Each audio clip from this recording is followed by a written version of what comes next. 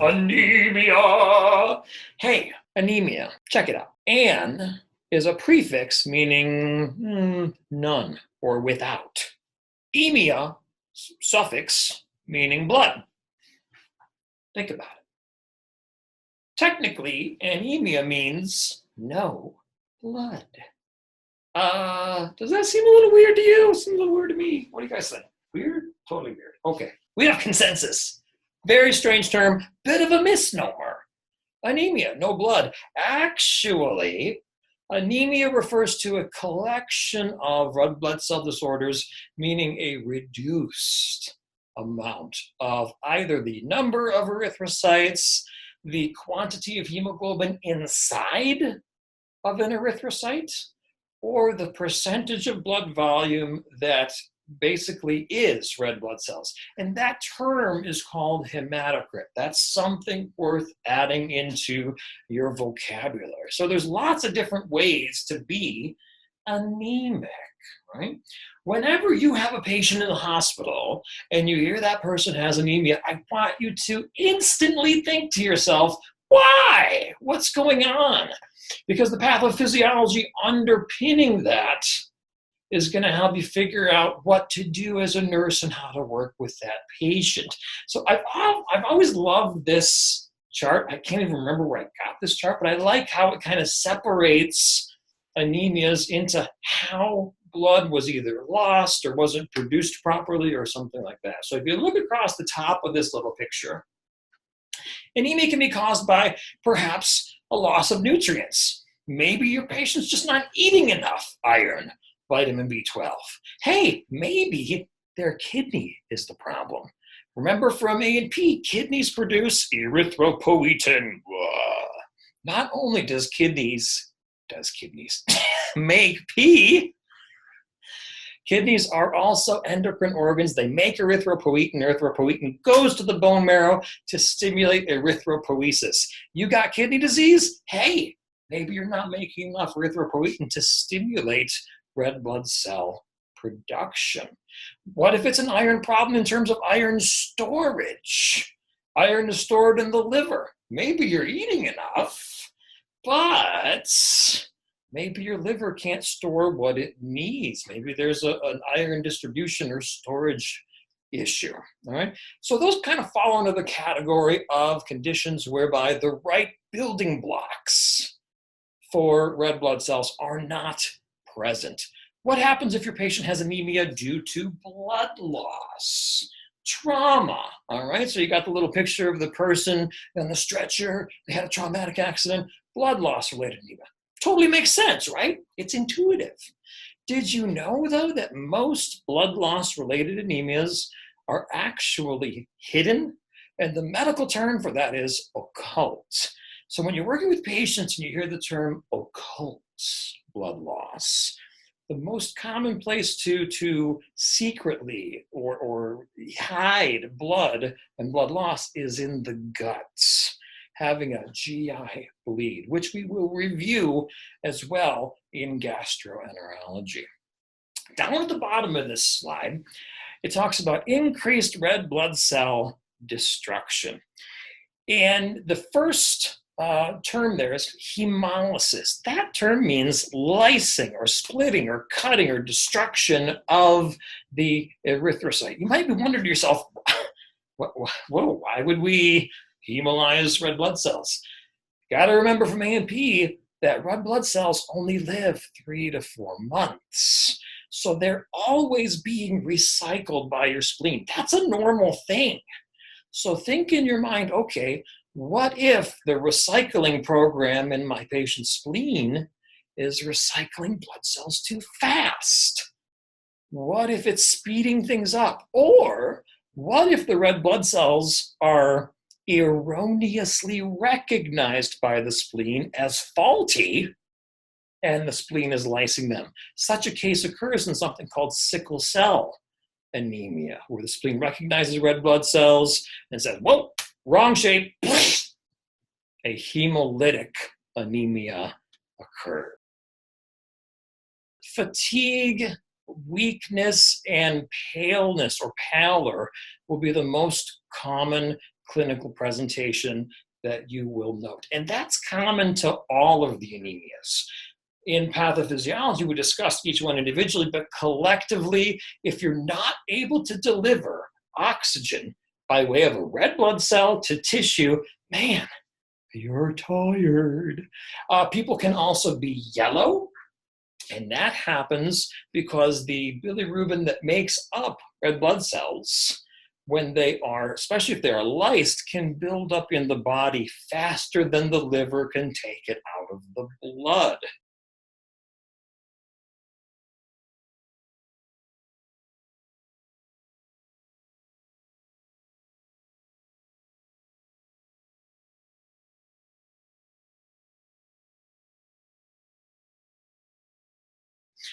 Anemia can have cardiac consequences. This will be talked about more in your medical surgical classes, but if you're not delivering enough oxygen to tissues, one of the compensatory mechanisms, and by compensatory I mean, okay, what can my body do in this anemic setting to compensate for what we're not getting?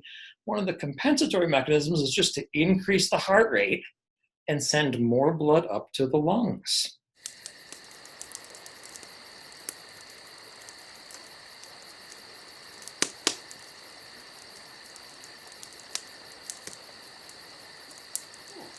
You may find anemic patients are a little bit hypotensive, and in some anemias, but not all of them, this is not a big point, you can find certain specific alterations. For example, some of the nutritional anemias will have alterations to the mucosa of the mouth.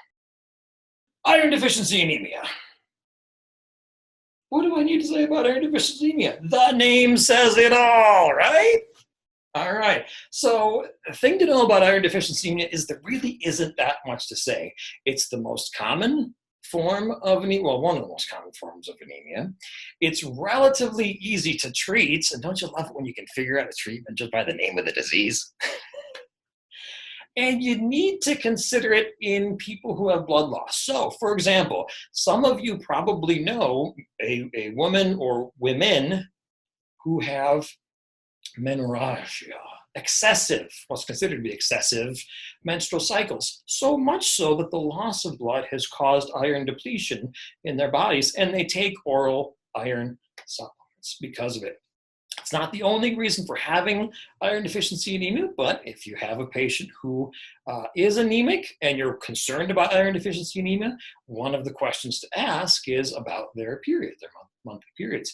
Of course, the other question is nutritional intake. Are these people taking in adequate amounts of iron in their diet? And if they are they able to absorb it? Iron is absorbed for the most part in the duodenum. So in a person who perhaps had gastric bypass surgery, had peptic ulcer disease, there could be alterations to iron absorption that have created the iron deficiency anemia in this patient. For iron deficiency anemia, your patients will have their complete blood count monitored, CBC. And that's an acronym that's thrown out all over the place. So we just kind of have to add it into our vocabulary. And really, since you're going to hear it in med-surg, it's great to probably introduce you to it right now. Now, the complete blood count will include a value called hemoglobin. Hemoglobin is the amount of iron binding molecule inside a red blood cell. Hematocrit, that we just talked about. A platelet count, that's a typical CBC, that doesn't apply right to iron. And a mean corpuscle volume. Here's another blood measurement that we'll need to get used to looking at. In anemia, MCV becomes a very important diagnostic tool because it tells you how big or how small in volume the erythrocyte is. Some anemias produce a large erythrocyte. They're called megaloblastic anemias. Some anemias produce a small erythrocyte. They are called microcytic anemias. Iron deficiency is categorized or subcategorized as a microcytic anemia.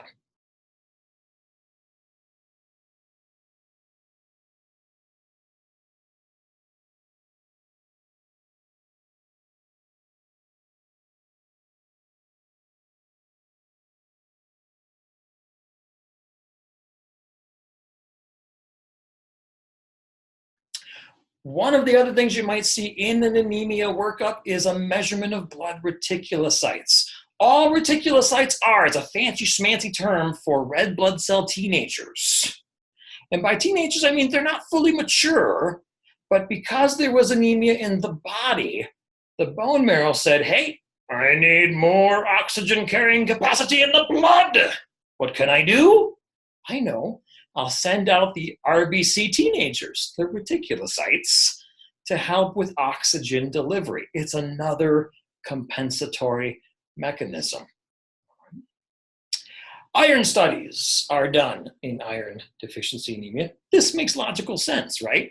Find out how much iron is floating around in a person's blood. Find out how well that iron can bind to heme and to blood transfer proteins like transferrin. So how well can iron be moved around appropriately in the body?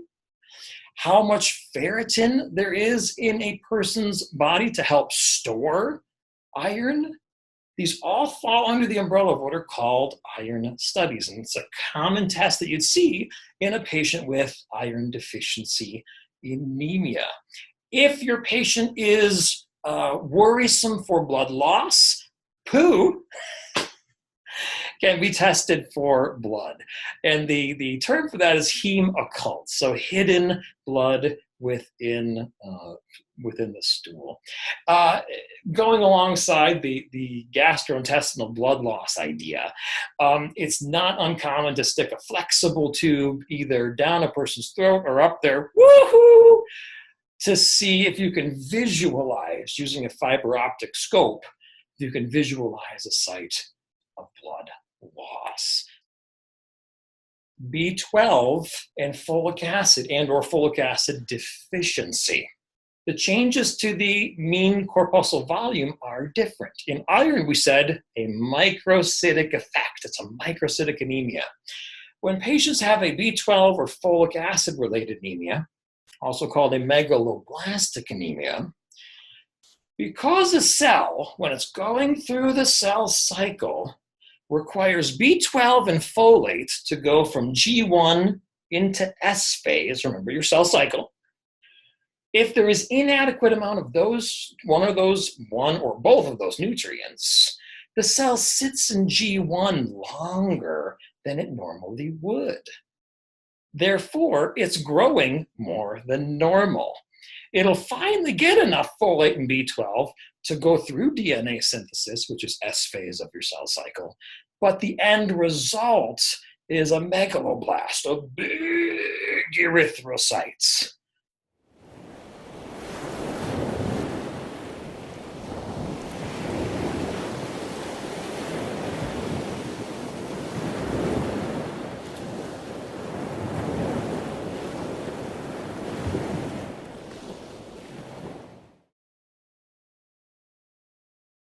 So we've talked about two nutritional anemias, iron deficiency, B12 folic acid, all right? One's microcytic, produces a microcytic red blood cell. One, the outcome is a megaloblast.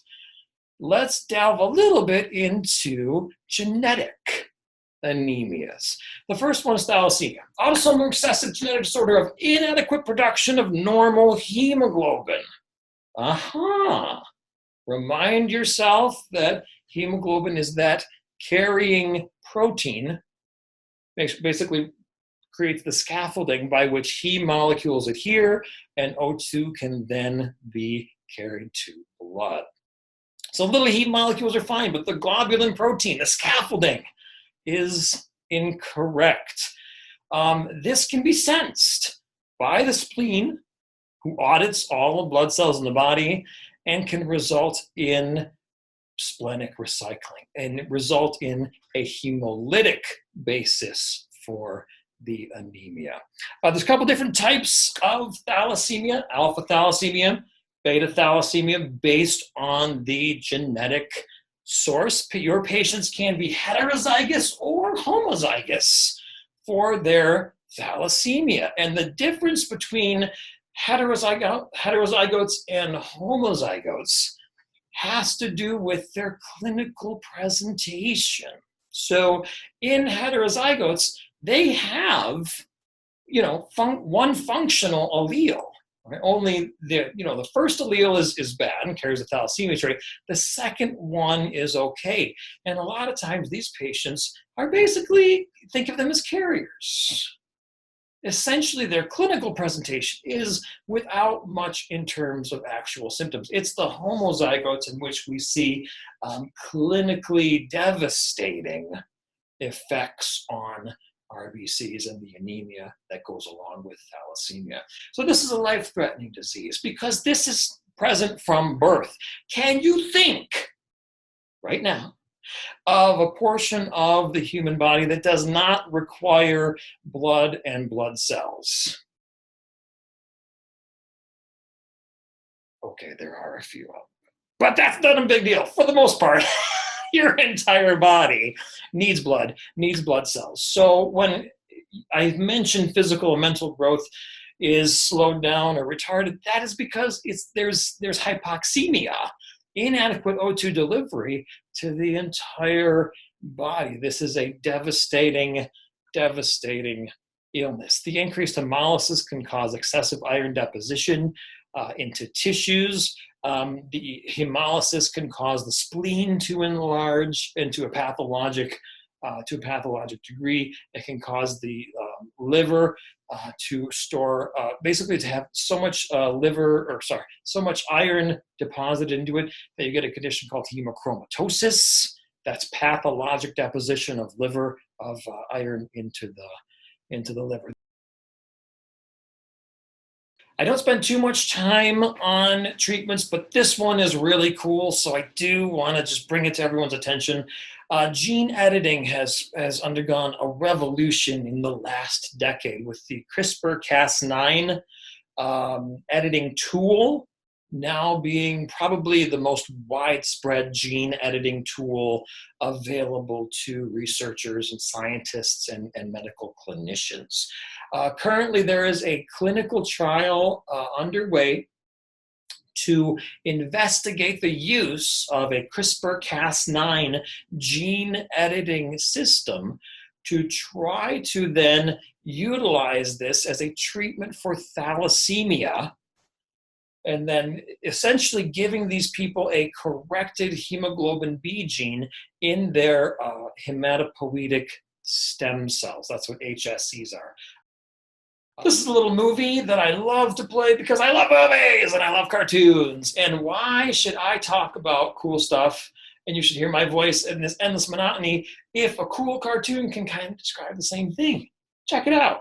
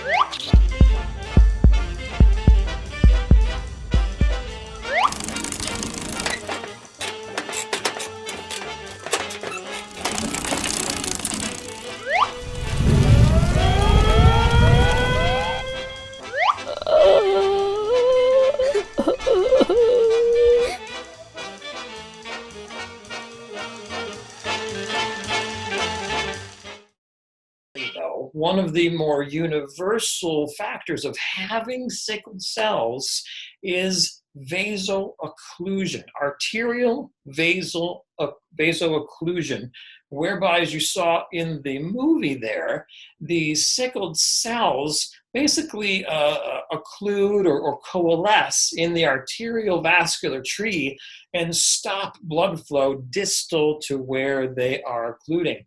And that's called a sickle cell vaso-occlusive crisis. Its other name is pain crisis. The pain is from the lack of blood flow to wherever the occlusion occurred.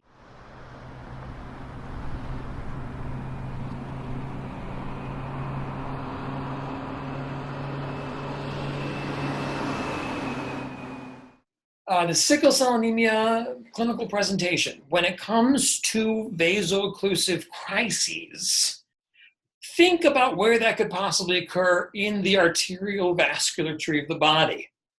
If you look at this picture, you actually arrive at the right answer. Anywhere. The one thing I always try to remind people with regard to sickle cell and sickle cell pain crises and vaso-occlusive crises is that this is not a blood clot.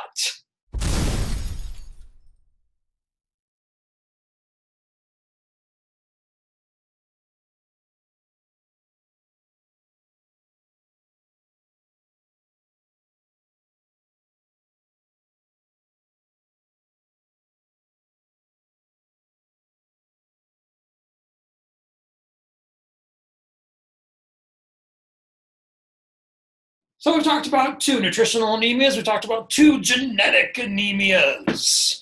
So where does aplastic anemia fit in? Aplastic anemia is a bone marrow phenomenon. Technically, the term means without growth or no growth and no blood, aplastic anemia. It's a condition that starts in the bone marrow. Why the bone marrow just stops producing blood, though, is open to some debate. So some drugs are toxic to bone marrow. Chemotherapy, as I just mentioned. So you could have chemotherapy-induced aplastic anemia. Similarly, there are viruses that can induce a loss of function in bone marrow. Viral-induced aplastic anemia. Finally, autoimmune disease. The immune system can present dysfunctions whereby it starts attacking itself. And there are autoimmune diseases for almost every part of the human body. The bone marrow is no exception. If the immune system, T lymphocytes, B lymphocytes, start recognizing hematopoietic stem cells as foreign and knocking them out, you have autoimmune-induced aplastic anemia. Regardless of the basic underlying pathology of this disease, the presentation is a reduced number of red blood cells, white blood cells, and platelets. When all those guys are down, the clinical term for that is pancytopenia. To work this up, you got to go into the bone marrow, unfortunately. You can't do iron studies, B12 studies, something simple through the blood. You got to go into the bone marrow, dig in there, and take some marrow out to examine it. I want to talk about hemolytic anemia just as a term, because when you hear it, I don't want you to think that it's a pathology all by itself. I always want you to think that when clinicians say the word hemolytic anemia, what they mean is that there's an excessive destruction of red blood cells, but there's an underlying pathology with regard to why the red blood cells are getting destroyed at a rate that exceeds production. That's where we get into 2 types: intrinsic hemolytic anemias and extrinsic hemolytic anemias. Intrinsic means, hey, it's the blood cell itself that's causing the problem. Maybe you got sickle cell, maybe you got thalassemia. The spleen is recognizing abnormal blood cells and lysing them at a rate that exceeds production. Extrinsic hemolytic anemia, though, is a problem outside of the blood cell itself. Maybe there's a drug that's inducing excessive hemolysis. I just mentioned autoimmunity. Here it is popping up again. Maybe your person is producing antibodies to blood cells, and that is causing the hemolysis. Hemochromatosis. I just like saying the word. It just kind of rolls off your tongue. Hemochromatosis always means excessive iron, typically causing liver destruction or liver failure. But if people have iron overload in their body, I will tell you right now, the liver's not the only place that you can get iron deposition and subsequent organ dysfunction. However, if people are in iron overload, the liver is usually the first place where you see things go bad.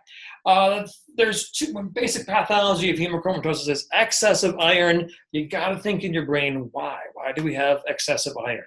Is this person, some people are born with errors in iron metabolism, whereby it just causes iron overload. More commonly, though, hemochromatosis is secondary to something else going on. The patient has thalassemia. They've been getting blood transfusions all their life and have iron overload and liver disease consequential to that going on. The treatment for this is give medications to bind up the iron, get them out of the body. It's called chelation therapy, or phlebotomy. Phlebotomy means bloodletting. When you go to the doctor and have your blood drawn, they're doing phlebotomy. Phlebotomy used to be used a whole heck of a lot. Hemochromatosis, iron overload, is one of the few areas that it's still used therapeutically today. And interestingly enough, if you are interested in American history at all, there was a pretty famous US president who is thought to have died not from the upper respiratory infection he was experiencing at the time, but from the medical use of phlebotomy that took much of his blood volume from him in a very short period of time.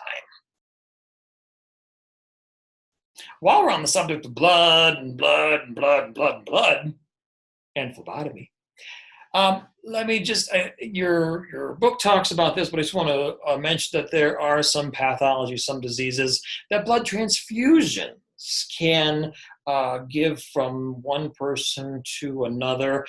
Human immunodeficiency virus, HIV, hepatitis C virus, HCV, hepatitis B virus, HBV. One of the things I do like to discuss with new healthcare providers, new nurses, is that though these risks are there and you in your practice will be discussing them because you have to legally, one of the things you also need to make sure that everyone is aware about is that transfusing blood, the risk of viral transmission for a blood transfusion is excessively rare.